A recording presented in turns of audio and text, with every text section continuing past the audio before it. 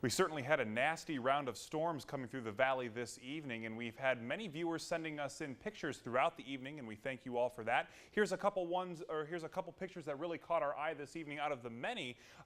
Mecca Township this evening, a very large tree down in a front yard that really indicates how powerful the winds were in these storms this evening. A lot of winds topping out at 60 miles per hour, and even at some points our radar here at WFMJ was estimating some 70-mile-per-hour wind gusts, and that is certainly severe. Once we get those winds up to 60 miles per hour, that is the criteria the National Weather Service uses to classify a storm as severe, at least on the wind side. We also need hail up to an inch, and that was a concern in northern Trumbull County earlier today. Another picture, this is the southern portion of our viewing area down in Beloit. Becky Shuttler sent this picture in of some scud. This is often confused, the lower clouds confused for rotating clouds, but here we did not have that issue today. Still a great picture, though, of how ominous these clouds looked in the storms today. And here's a loop of what we saw coming across the valley starting right around the 7 o'clock hour. It moved through most of the southern portions of the viewing area at this time, and now we are completely in the clear, and temperatures are still a little soupy right now. 64 degrees, dew point at 63, so that air is very saturated, and it's going to stay that way through the rest of the evening. And a very, very warm day it was. High of 86, well above average, about 8 degrees, average low 56.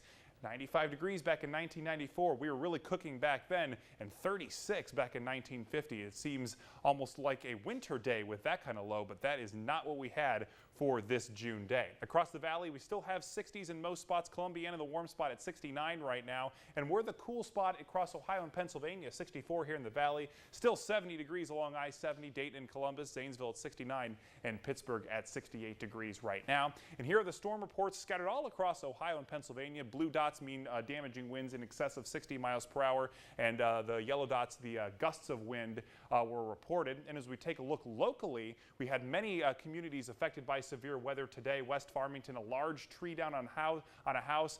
Many of the communities, power lines down, many customers without power this evening. Even in Greenville, some hail. Northern Trumbull County also had large hail today, and Lisbon, many trees down with these storms rolling through. And one mechanism that really helped fire up these storms is the location of a stationary front. That and very unstable air really gives fuel to fire these storms up. I think we still have a chance of seeing isolated thunderstorms tomorrow in the afternoon, but it's not going to be a type of day where we see widespread severe weather like today. I think they're going to be isolated in that sense. 64 degrees tonight. It's wet, warm, and humid again. We could have an isolated thunder shower. Tomorrow, it's going to be warm, but not as warm, 81 degrees.